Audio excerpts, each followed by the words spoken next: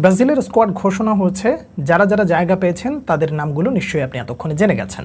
কিন্তু কিছু নাম এমন রয়েছে যেই নামগুলো মিসিং, এবং কিছু নাম এমন রয়েছে যারা না থাকলেও পারতেন। সেই নামগুলো নিয়ে আসলে কিছু কথা অবশ্যই বলা প্রয়োজন। একেবারে গোলকিপিং পজিশন থেকে আসি, যেই তিনজন এক্সপেক্টেড ছিল তারাই, তার কারণ অ্যালিসন বেকার যেহেতু নেই, সেহেতু এই জায়গায় বেন্তো, হুগো সৌসা এবং এডারসন এই তিনজনই জায়গা পাবেন, এটা প্রত্যাশিত ছিল। ডিফেন্স লাইনে যদি আপনি সান্দ্রোকে দেখেন এবং দানিলোকে দেখেন, একই সাথে আপনি যদি ফাব্রিজিও ব্রুনোকে দেখেন, তাহলে এই তিনটা নাম আপনাকে খুবই বিরক্ত করবে এই মুহূর্তে। কেন বিরক্ত করবে সেটা নিশ্চয়ই এতক্ষণে আপনি বুঝে গেছেন। ফাব্রিজিও ব্রুনো গত ম্যাচে কী ধরনের ব্লান্ডার করেছে এবং সেই ব্লান্ডারের খেসারত হিসেবে ব্রাজিলকে হারতে হচ্ছে। তাকে আবারও জাতীয় দলে ডেকে আনা হয়েছে।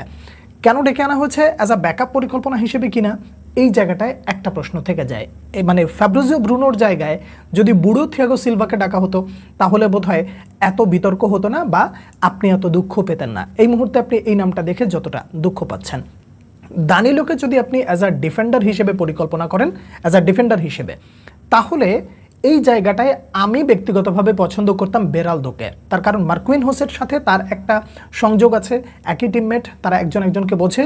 বিকল্প হিসেবে কিংবা ভবিষ্যৎ পরিকল্পনার সাথে তিনি যথেষ্ট পরিমাণ কেইপেবল ছিলেন, এবং ভবিষ্যতে যেহেতু ব্রাজিলকে সামনে থেকে নেতৃত্ব দেওয়া বা ডিফেন্স লাইনে তিনি দাঁড়াবেন এমনটা আশা করা যায়, বয়স যে পরিমাণ আছে, তাতে করে বেরালদোর নামটা থাকলে আমি ব্যক্তিগতভাবে খুশি হতাম। বেরালদো ছাড়া মুরিলোকেও যদি ডাকা হতো তাও বোধহয় এতটা কষ্ট লাগতো না বা খারাপ লাগতো না। আরেকটা নাম, সেটা হচ্ছে ডিফেন্স লাইনে তিনি হচ্ছেন আলেক্স সান্ত্রো। এই নামটার জায়গায় কার্লোস আগুস্তোকে কি আপনি মিস করবেন? আমি ব্যক্তিগতভাবে মিস করব। তার কারণ এই জায়গাটায় অবশ্যই কার্লোস আগুস্তো ডিজার্ভ করে।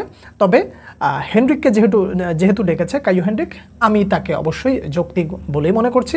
তিনি যথেষ্ট যোগ্য হিসেবে বিবেচনা করার মতো।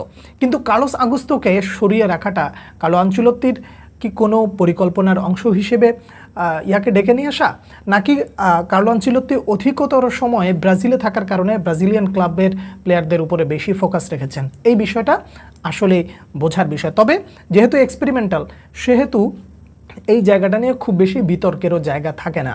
তবে ফাইনাল স্কোয়াডে যদি আবার কার্লোস আগুস্তোকে দেখি, তাহলে আক্ষেপ করার আর কোনো জায়গা থাকবে না।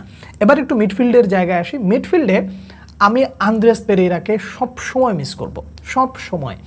আপনি আরও কতগুলো নাম যোগ করতে পারেন, কিন্তু মিডফিল্ডে আমি সব সময় প্রতিটা মুহূর্তে আন্দ্রেস পেরেইরাকে মিস করব।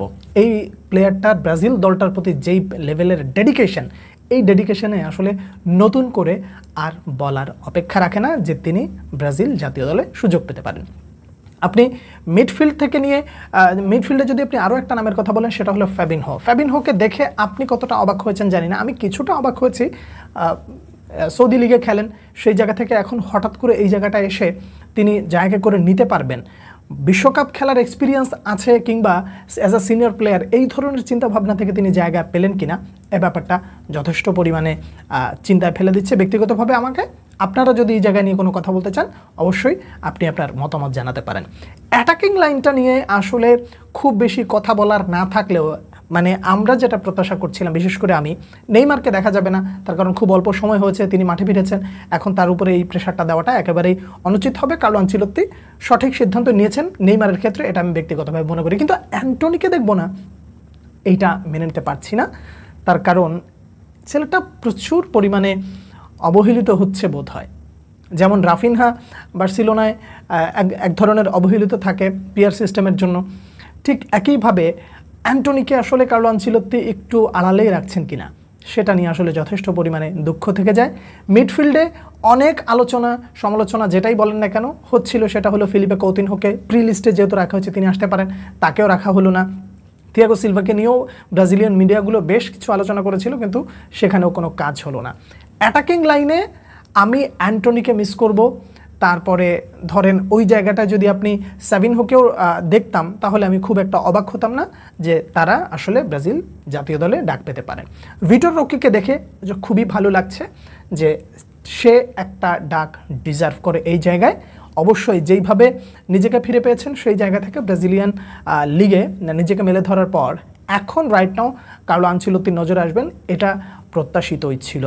পুরো স্কোয়াডের মধ্যে কিছু নাম আমাকে খুবই কষ্ট দিচ্ছে, সে কষ্টের নামগুলো আমি আপনার সামনে তুলে ধরেছি। আর স্কোয়াড নিয়ে আরও যদি কোনো ইনডেপথ আলোচনা থাকে আপনারা করতে পারেন। আপনারা কে কী মনে করছেন জানাবেন। পরবর্তী ভিডিওতে আবার দেখা হচ্ছে, সে পর্যন্ত অনেক অনেক ভালো থাকবেন। আল্লাহ হাফেজ।